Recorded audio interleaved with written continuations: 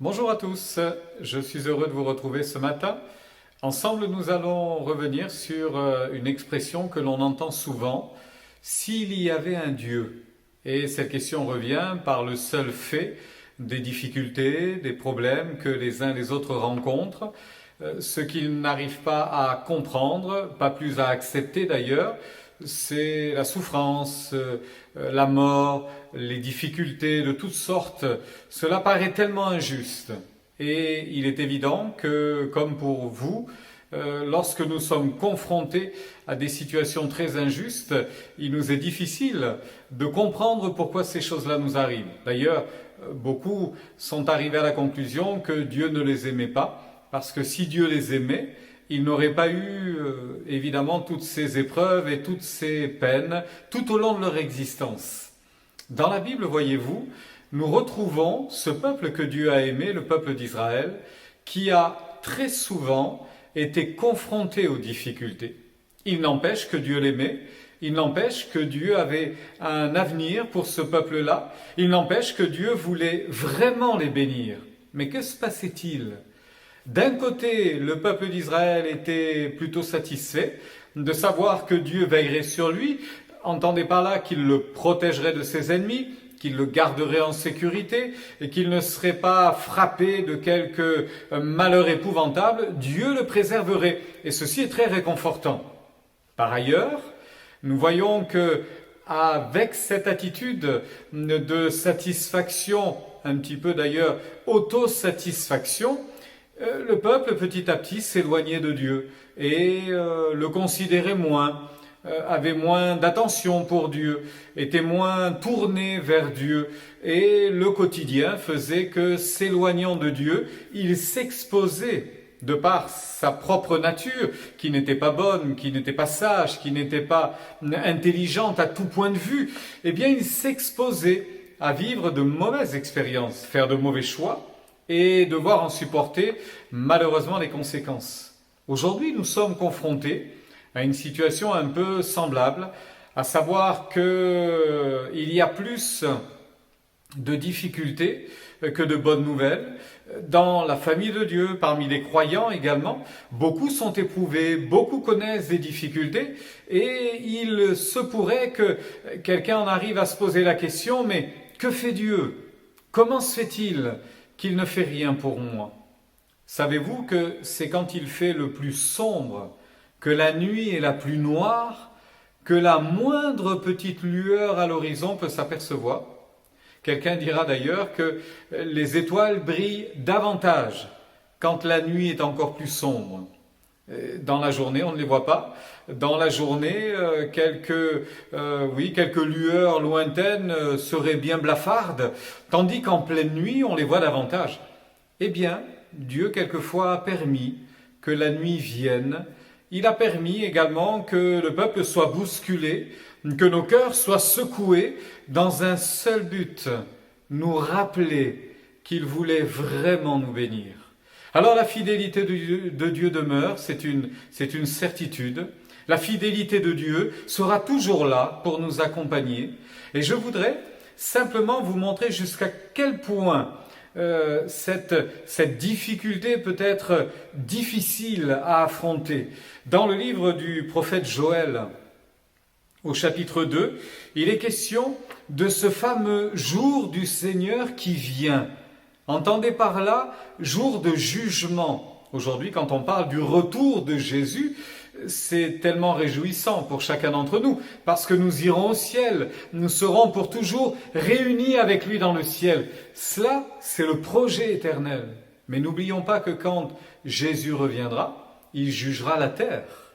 Ce jour du Seigneur sera pour quelques-uns un moment douloureux, un moment difficile. Ils devront faire face à leurs inconséquences, faire face à leurs erreurs, faire face à leurs mauvais comportements, faire face à leurs péchés, faire face à leur révolte devant Dieu.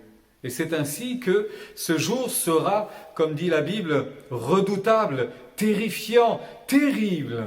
Il y a notamment quelques expressions qui reviennent et je voulais simplement vous lire quelques bribes de ce chapitre 2. afin que vous compreniez que c'est un moment difficile qui attendait ces gens-là. C'est un jour de ténèbres, un jour d'obscurité, c'est un jour de nuages et un jour de brouillard. Pareil au crépuscule qui couvre les montagnes, voici venir un peuple puissant et innombrable. Il n'a pas son semblable depuis les origines, il n'en aura jamais jusqu'aux plus lointains âges des siècles à venir. En les voyant venir, les peuples tremblent partout, tous les visages pâlissent de frayeur, ils se ruent à l'assaut comme de vrais héros, ils escaladent les murailles comme des commandos de guerriers exercés, chacun droit devant soi, avance sans broncher, sans dévier sa route. Sans gêner son voisin, chacun suit son chemin, ils foncent à travers les flèches qu'on leur lance, rien n'interrompt leur marche. Ils traversent la ville, s'élancent sur les murs, la terre frémit devant eux, les cieux sont ébranlés, le soleil et la lune sont plongés dans l'obscurité, tandis que l'Éternel fait retentir sa voix en tête de ses troupes, car immense est son camp, et vaillant est celui qui exécute sa parole. Oui, le jour du Seigneur est grand et redoutable, qui pourra l'affronter? Face à une telle prophétie, comment auriez-vous réagi? Si l'on vous prédisait, si l'on vous annonçait des jours tellement difficiles, comment réagiriez-vous? Certainement que vous viendriez devant Dieu, vous viendriez chercher son secours, vous viendriez chercher de l'aide auprès de Dieu et vous auriez raison de le faire. C'est ainsi que voici ce que Dieu donne comme encouragement, comme conseil. Mais maintenant encore, déclare l'Éternel, revenez de tout votre cœur, avec jeûne et avec larmes, en vous frappant la poitrine. Déchirez donc vos cœurs et non vos vêtements, et revenez au Seigneur votre Dieu. Ça ne sert à rien de se plaindre de nos malheurs et de nos difficultés et de se dire que Dieu nous a abandonnés, que Dieu nous a oubliés.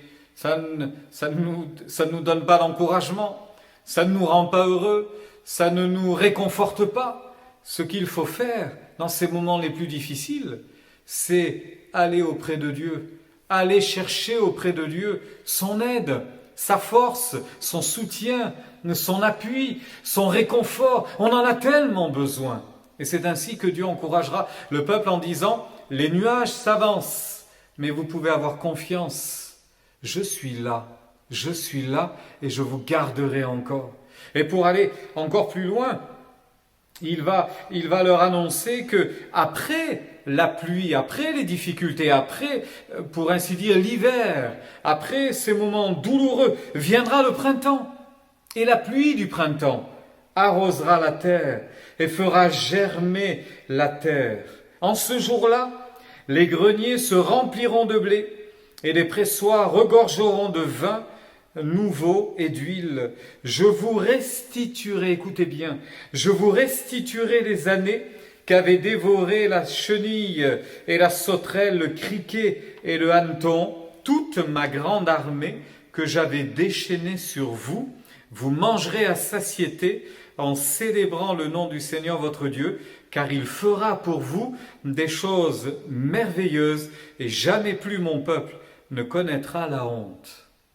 Il est un temps où nous sommes obligés d'affronter la tempête, c'est ainsi. Il est un temps où les vents soufflent et on a hâte d'arriver au port. On a hâte de se retrouver à l'abri, enfin au port. Eh bien, ce jour est venu, lorsque Jésus est venu. Ce jour est arrivé, lorsque Jésus a foulé la terre.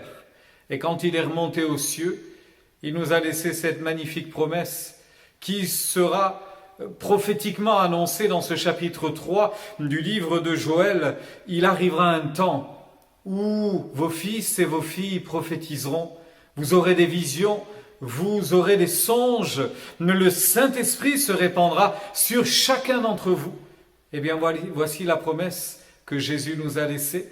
Je m'en vais, mais je vous enverrai le Consolateur. Je vous enverrai un autre moi-même. Je vous enverrai le Paraclète. Je vous enverrai le Saint-Esprit et il vous conduira dans toute la vérité. Aujourd'hui, frères et sœurs, nous avons l'assurance que cette parole est accomplie. Nous arrivons après la Pâque dans ce temps de la Pentecôte, dans quelque temps, et nous nous souviendrons que le Saint-Esprit a été déversé, a été répandu. Alors, réjouissons-nous ce matin de ce que même si Dieu a laissé faire la tempête, l'épreuve, la difficulté, ceci était pour fortifier nos âmes et surtout pour nous éviter de nous écarter de lui. Alors, dans l'épreuve, nous serons forts en allant chercher auprès de Dieu la ressource suffisante. Dans les difficultés, nous serons rassurés parce qu'il sera avec nous, il marchera avec nous. Et après l'épreuve, et après tout ce que nous aurons subi, ce sont nos ennemis qui s'enfuiront confus. Et le Seigneur sera là à nos côtés pour nous fortifier encore. Et puis, bénissons son nom, bénissons l'Éternel encore, parce qu'il a répandu son esprit. Savez-vous ce que fait le Saint-Esprit chaque jour, chaque moment dans votre cœur? Il vous rappelle les promesses divines. Il vous rappelle l'amour de Dieu. Il vous conduit ainsi dans la vérité. Bénissons l'Éternel, parce qu'il va nous rendre ces années qui ont été volées par l'ennemi de nos âmes. Il va nous rendre ce que nous avons perdu, la joie, la paix, le bonheur. Il va nous rendre ces choses-là, parce qu'il l'a dit. Après l'hiver viendra le printemps, et la pluie du printemps arrosera la terre encore. Que le Saint-Esprit vienne arroser nos cœurs, que le Saint-Esprit vienne fortifier nos vies encore, et que cette journée soit ainsi pour nous marquer du sceau de l'Esprit et que nous puissions encore vivre de belles expériences aujourd'hui. Que le Seigneur vous bénisse. Je vous souhaite une bonne journée. Prions ensemble. Nous te remercions et nous te rendons grâce pour ta parole qui est la vérité. Nous te remercions pour ta bénédiction. Tu ne manques jamais d'intervenir en notre faveur. Et tu ne permets pas précisément que nos forces nous quittent jusqu'à ne plus être capables d'élever notre voix et de prier. Mais s'il ne nous restait qu'un dernier souffle, il serait pour dire Seigneur, viens, viens encore et fortifie nos âmes.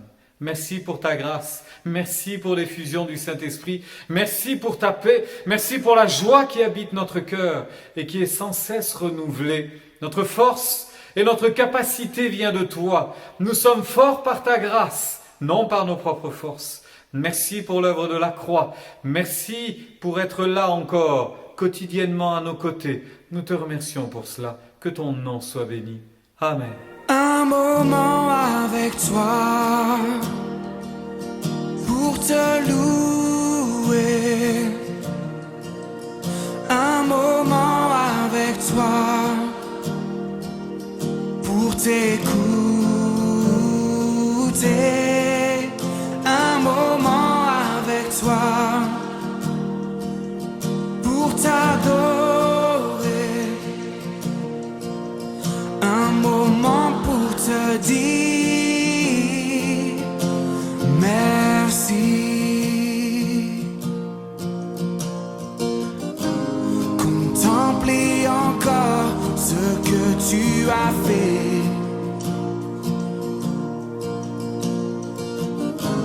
Regarder au loin dans l'immensité.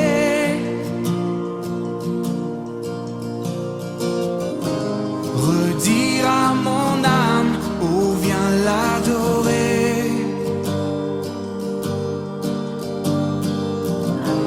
Lève-toi et déclare qu'il vit à jamais. Un moment avec toi pour te louer. Un moment avec toi pour t'écouter. Un moment avec toi pour t'adorer.